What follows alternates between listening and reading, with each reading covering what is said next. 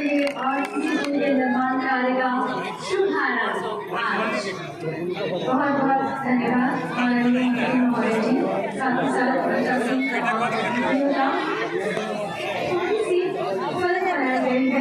आप लोगों से गुजारिश है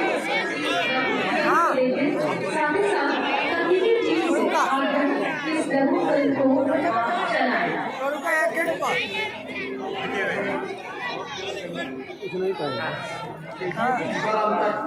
4000 करोड़ का जो हाईवे बनेगा, इससे विकास में एक नई दिशा मिलेगी। इस एक्सप्रेसवे का काम मार्च 2023 तक शुरू हो जाएगा, ये विश्वास में मैं आपको सबको देता हूँ। यह कॉरिडोर पटना के गोंडवा, पटरी, रामतरी, आरा जिले के कायमनगर, पामपाली, असनी, भोजपुर जिले की गढ़नी, उद्वंत नगर, कराड़ी और रोहतास जिले के गंगोली, अखोड़ी गोला, सूरा से होकर सासाराम तक बनेगा। यह कॉरिडोर जो बात की गई है, ये पूर्वांचल एक्सप्रेसवे के रास्ते वाराणसी, प्रयागराज तथा लखनऊ और दिल्ली एवं कलकत्ता के लिए भी एक नई कनेक्टिविटी विशेष रूप से सासाराम जिले को लोगों को मिलेगी। इस बात की मुझे बहुत खुशी है। हम वाराणसी से कलकत्ता एक ग्रीनफील्ड हाईवे बना रहे हैं, इसकी लागत 40,000 करोड़ रुपए है। ये भी ग्रीनफील्ड है, जो 620 किलोमीटर 6 लेन का एक्सेस कंट्रोल एक्सप्रेसवे बना रहे हैं, जो वाराणसी से कोलकाता के सफर 12 घंटे लगती है, वो 5 घंटे में हो जाएगी। ये विश्वास मैं आप सबको देगा। बिहार में 10,000 करोड़ की लागत से 163 किलोमीटर का कॉरिडोर बनेगा और यह कॉरिडोर उत्तर प्रदेश के चंदौली से शुरू होकर मुगलसराय, बिहार के भभुआ, कैमूर, रोहतास, सासाराम, औरंगाबाद, गया और झारखंड के चतरा, हजारीबाग, रामगढ़, बोकारो तथा पश्चिम बंगाल के पुरुलिया, बांकुड़ा, पश्चिमी मेदिनीपुर, हुगली होकर हावड़ा जाएगा और इस ग्रीन फील्ड्स पर बनाकर खड़गपुर को भी जोड़ा जाएगा और इसका भी काम सितंबर 2023 तक शुरू हो जाएगा। फिर जो चौथा जो है वो इम्पोर्टेंट है, वाराणसी औरंगाबाद चोरला इकोनॉमिक कॉरिडोर। ये 5,000 करोड़ की लागत से 262 किलोमीटर 6 लेन लंबा वाराणसी औरंगाबाद चोरला इकोनॉमिक कॉरिडोर बनाया जा रहा है। इस कॉरिडोर की लंबाई उत्तर प्रदेश में 57 किलोमीटर तथा बिहार में 135 किलोमीटर है। 192 किलोमीटर में काम चल रहा है, जो दिसंबर 2023 में पूरा हो जाएगा और 70 किलोमीटर का काम अवार्ड कर दिया जाएगा और अगले साल इसका उद्घाटन भी करेंगे। ये इकोनॉमिक कॉरिडोर वाराणसी से बिहार के औद्योगिक क्षेत्र से होकर झारखंड से धनबाद को जोड़ेगा। सांसद विष्णुदयाल जी ने ये गढ़वा के अंधरा घाटी में लगातार होने वाली सड़क दुर्घटनाओं के बारे में कहा है। हमने सड़क दुर्घटना रोकने के लिए पहली प्राथमिकता दी है और जिसका उन्हें उल्लेख किया है वो वहाँ सांकेतिक रोड साइनेज वगैरह लगा दिए गए हैं, क्षतिग्रस्त गड़बड़ की मरम्मत भी करा दी गई है और स्थायी समाधान के लिए मैं उनसे अनुरोध करूंगा कि दुर्घटना वाले स्थान में सड़क चौड़ीकरण करने के लिए करीब 17 करोड़ का काम मई 2021 में अवार्ड हो गया है। और आप झारखंड और बिहार में फॉरेस्ट वाले हमको काम नहीं करते। ये आपकी जिम्मेदारी है कि फॉरेस्ट क्लियरेंस नहीं मिलने के कारण ये काम शुरू नहीं हुआ, आप जल्दी उसको करा दीजिए। वैसे मैं तेजस्वी जी से अनुरोध करूंगा, ये ब्रिज तो बन गया है, इसको मैं 4 लेन के राष्ट्रीय महामार्ग से जोड़ना चाहता हूँ।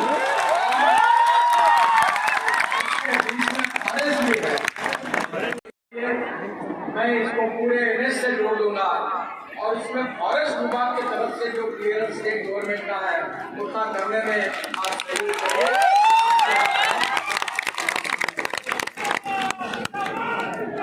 बिहार में 2024 समाप्त होने तक हम लोग 3 लाख करोड़ रुपए के काम पूरे करेंगे। 1,10,000 करोड़ रुपए की लागत से हम ग्रीनफील्ड यानी एकदम नए रोड बना रहे हैं।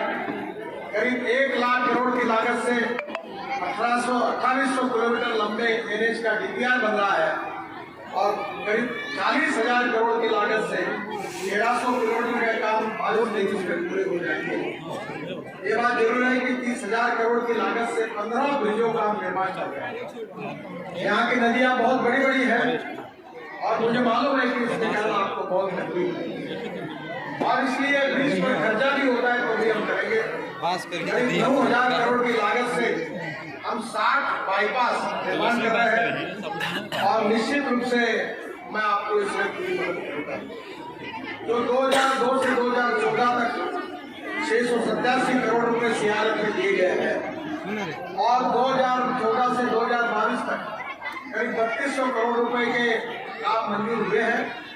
मैं आज नई घोषणा कर रहा हूं और आपसे अनुरोध करता हूं कि मैं आपको फिर से एक बार 400 करोड़ रुपए के फ्लाईओवर आरोगी नए से बनाने के लिए सीआरएफ में मंजूरी दे रहा हूं, जिसकी लिस्ट आप जल्दी देंगे। वर्तमान में जो कार्य चल रहे हैं उसका यूटिलिटी सर्टिफिकेट आने से बिहार में हम लोग और योजना आपको निश्चित रूप से मंजूर करके देंगे और ये आरोगी की एक लिस्ट पहले आई है वो हमने मंजूर किए। आगे भी कोई होगा तो उसमें निश्चित रूप से आपको मदद करेंगे। मैं ये मानता हूँ कि रास्ते के विकास से जनता का विकास हो। मैं अक्सर मेरे ऑफिस में मैंने American president John F Kennedy के इस वाक्य को लिखकर रखा और मैं बार बार लोगों को उसको बताता हूँ। जॉन एफ कैनेडी जी ने कहा था कि American roads are not good because America is rich, but America is rich because American roads are good. America के रास्ते अच्छे नहीं हुए, अमेरिका के रास्ते अच्छे हुए, इसके कारण अमेरिका धनवान हुई और इसलिए बिहार को धनवान बनाने के लिए एक तरफ रोड अच्छे बन रहे हैं। मैं ही मंत्री था नमामि गंगा का, जलमार्ग का, वाराणसी से हल्दिया तक मैंने जलमार्ग बना दिया 3 मीटर का, उसमें ड्राफ्ट है। जलमार्ग भी है, रास्ते भी बन रहे हैं और यहाँ के गांव और गरीब और मजदूर और किसान के लिए मैं ट्रांसपोर्ट मंत्री के नाते मैंने नई योजना भी उठाई जिसका मैं जिक्र आपके सामने करने वाला हूँ। बिहार में 1,10,000 करोड़ की लागत से केवल 10 ग्रीन फील्ड यानी जो रोड अस्तित्व में नए रोड हम बना रहे हैं और इसका कार्य है रक्सौल से Haldia greenfield expressway 699 kilometre 6 lane 40,000 crore, Gorakhpur से Siliguri greenfield expressway 25,000 crore जो 520 किलोमीटर 6 लेन है, वाराणसी से Kolkata 30,000 crore 612 kilometre 6 lane, Patna Arrah Sasaram greenfield expressway 4,000 crore 118 kilometre, Patna से Bettiah greenfield expressway 6,500 crore 165 kilometre, Bhagalpur से Dumaria greenfield expressway 2,200 crore 92 kilometre, greenfield Patna ring road 11,000 crore जो 100 किलोमीटर का 6 लेन रोड है, मुंगेर से Mirza Chowki greenfield express way 8,000 crore 125 kilometre है, अमर से Darbhanga greenfield express way 8,000 crore ये 193 किलोमीटर है और पटना आरा बक्सर ग्रीनफील्ड एक्सप्रेस वे ये 9,000 करोड़ 181 किलोमीटर, वाराणसी से औरंगाबाद छोड़ना इकोनॉमिक कॉरिडोर 5,000 करोड़ ये 262 किलोमीटर 6 लेन है और बख्तियारपुर पटना से Ormanjhi Ranchi economic corridor 8,000 crore 280 kilometre है और धुआगांव से सहरसा ब्राउन फील्ड कॉरिडोर है 3,500 करोड़ 141 किलोमीटर। ये 13 हाईवे में बिहार में बना रहा हूँ जिसकी कीमत 1,10,000 करोड़ रुपए है और आप चिंता मत करिए, मैं बड़े करोड़ों में बात करता हूँ और हिंदुस्तान का कोई भी पत्रकार मुझे ये सवाल पूछ नहीं सकता, मैं जो बोलूंगा वो करके दूंगा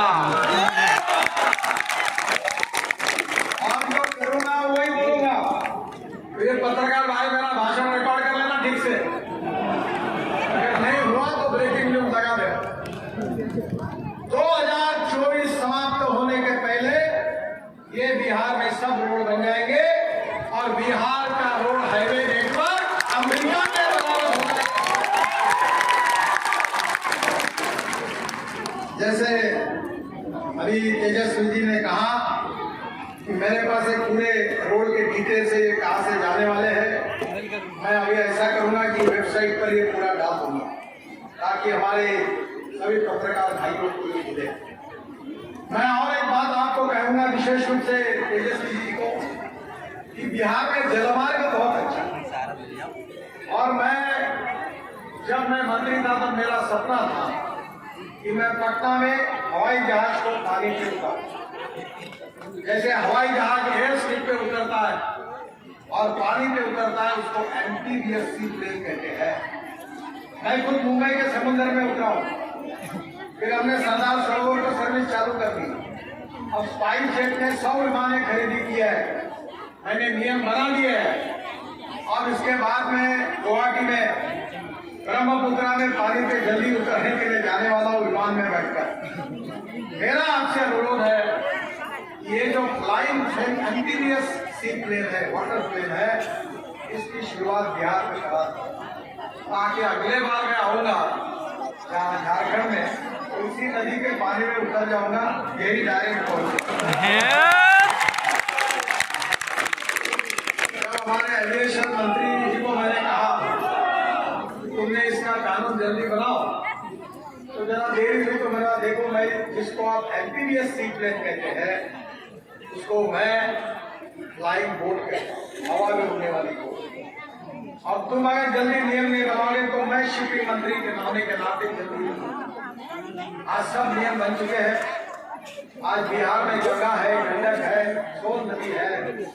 उत्तर प्रदेश और बिहार का ट्रांसपोर्ट पानी पे उतरने वाले हवाई जहाज आएंगे तो टूरिज्म दूना होगा और बिहार के लड़कों के हाथों को काम मिलेगा। यही हमारा सबका सपना। अभी जो मैंने हल्दिया से वाराणसी बनाया वो पूरा हुआ है। वाराणसी से प्रयागराज भी मैंने जलमार्ग बनाया है और वर्ल्ड बैंक को मैंने एक रिपोर्ट सबमिट की थी। इसलिए मैं बड़ी बातें ऐसी कर रहा हूँ कि जो तुमको आपको विश्वास करने के लिए थोड़ा समय लगेगा। आप मुझे जानते नहीं हो ज्यादा, तो जो मुझे जानते हैं उनको मालूम है कि मैं जो बोलता हूँ 101% इसलिए आप विश्वास रखिए कि जलमार्ग के तरफ भी बिहार की सरकार की ओर से तेजस्वी जी आप ध्यान देंगे तो रोड से जाने के लिए अगर 10 रुपए खर्चा होता है, रेलवे से जाने के लिए 6 रुपए लगता है, तो पानी से जाने के लिए केवल 1 रुपया लगता है। और मैंने जो रोड बनाया है वो सोनीपत पानीपत से यमुना से डायरेक्ट दिल्ली से मथुरा, मथुरा से आगरा, आगरा से इटावा, इटावा से प्रयागराज, प्रयागराज से वाराणसी और वाराणसी से हल्दिया और हल्दिया के बाद बंगाल की खाड़ी और वहां से ब्रह्मपुत्रा और ब्रह्मपुत्रा से आगे मैंने जलमार्ग बनाया है। तो मैंने बांग्लादेश के प्रधानमंत्री जी के स्पेशल रिक्वेस्ट पर वहां जो मुंगली पोर्ट है वो 250 किलोमीटर बांग्लादेश में घुसकर मैंने जलमार्ग बना के दे दिया है।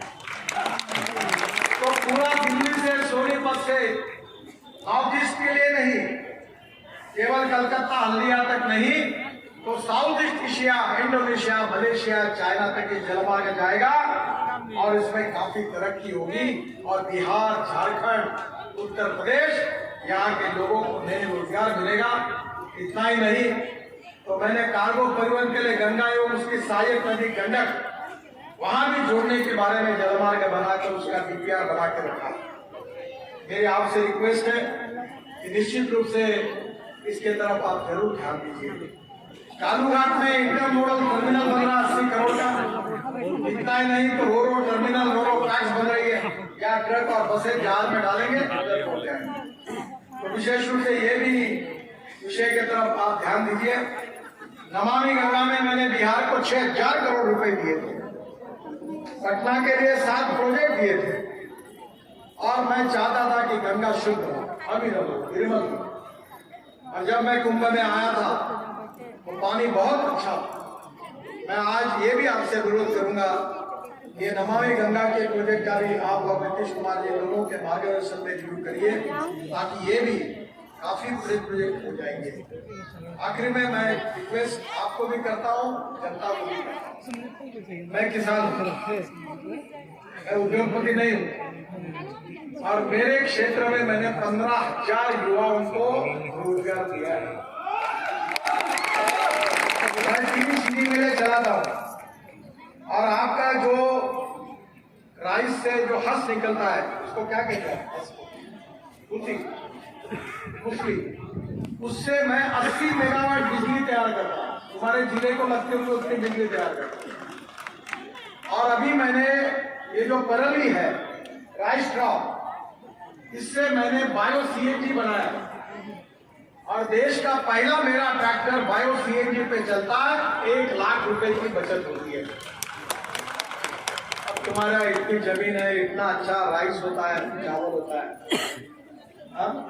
ये राइस स्ट्रॉ है तो मेरे पास आइए, फुकट में टेक्नोलॉजी दूंगा, सूर्य नारायण जी आप आ जाइए, और आप यहाँ ये पूरा इसमें सीएनजी बनाइए। आपकी ट्रक और आपकी बसेस, आपकी ट्रक उस पर चलेगी। और सबसे बड़ी बात जो मेरे जीवन का सपना है, 2004 से मैं काम कर रहा हूँ, वो सपना है कि इस देश के जितना पेट्रोल डीजल है उसको देश से निकाल देना। ये देश का नहीं है। Import substitute, cost effective, pollution free और इंडिजिनियस। हम इथेनॉल बनाने की शुरुआत हमने की। मैं 2004 से बात कर रहा हूँ, ये सुन के आए हैं, पर यहाँ कुछ काम नहीं किया। मैं अभी मेरे यहाँ मान लो इथेनॉल पर चलने वाली बजाज कंपनी की स्कूटर, हीरो की स्कूटर, टीवीएस की स्कूटर और मोटरसाइकिल आई है। इथेनॉल का रेट 60 रुपए लीटर है और पेट्रोल का 120 रुपए लीटर है। इथेनॉल के पंप की परमिशन दे रहे। और जो ब्रोकन राइस है जिसको कीमत नहीं मिलती, उस राइस से, उस चावल से हम इथेनॉल बना रहे हैं। 150 उद्योग उसके शुरू हुए।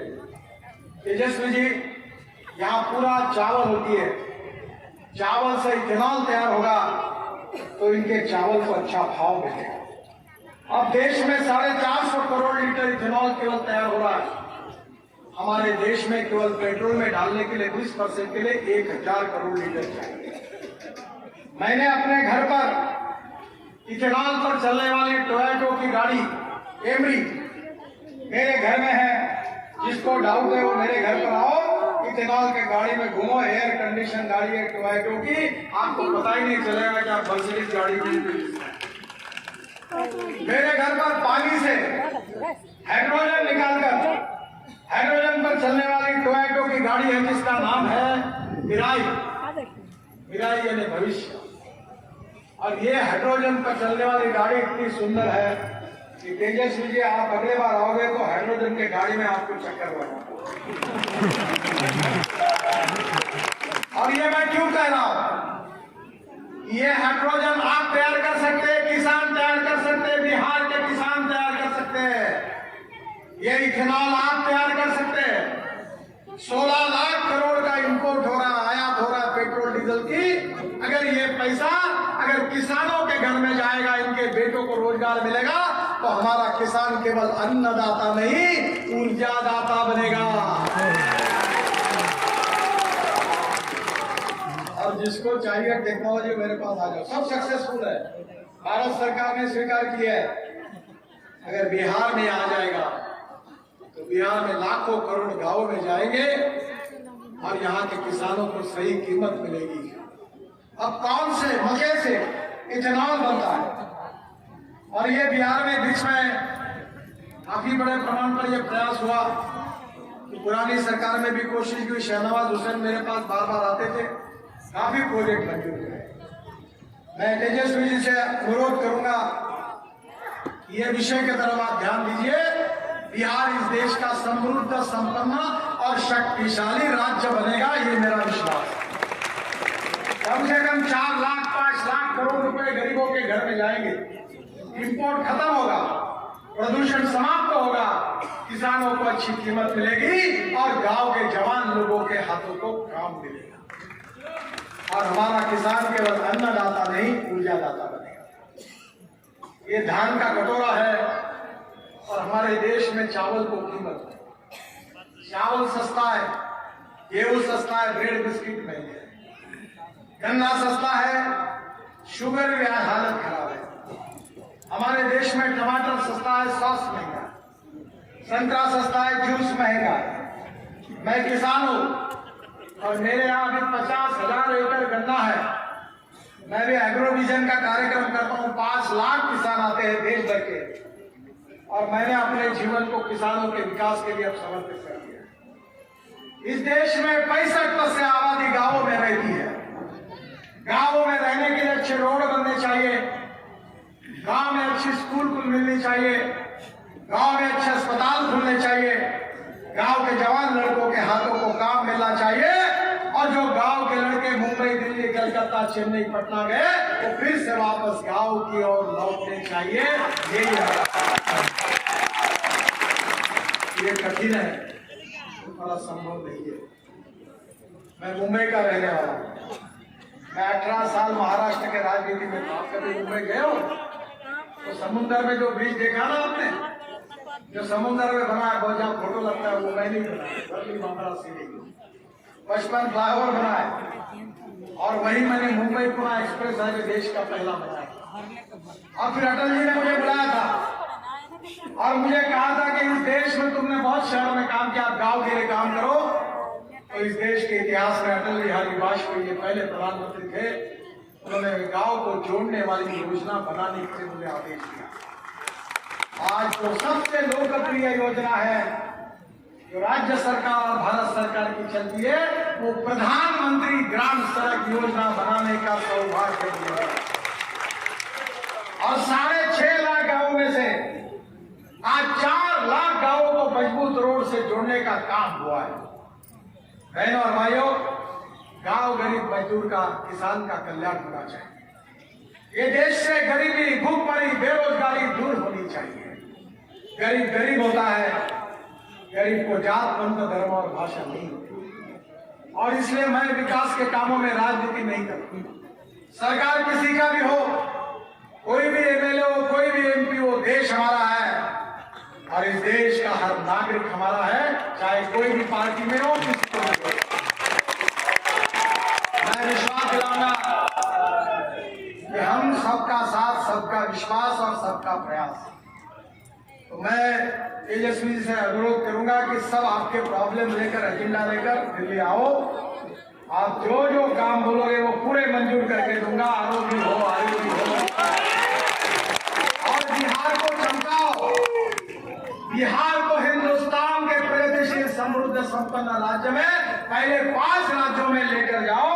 इसके लिए पूरी ताकत के साथ मैं तो मदद करूंगा ही, पर मोदी जी के नेतृत्व में हमारी सरकार आपकी पूरी मदद करने की कोशिश करेगी। इसी विश्वास के साथ फिर से एक बार चेदी पासवान जी को, रामलाल जी को, सबको बहुत बहुत बधाई देते हुए यहाँ की जनता को, उत्तर प्रदेश की जनता, झारखंड की जनता, छत्तीसगढ़ की जनता और उसके साथ साथ बिहार की जनता जो मेरे सामने बैठी है, उनको इस ब्रिज के लिए बहुत बहुत बधाई, आपका अभिनंदन, धन्यवाद और नमस्कार। बहुत बहुत आभार, बहुत बहुत धन्यवाद।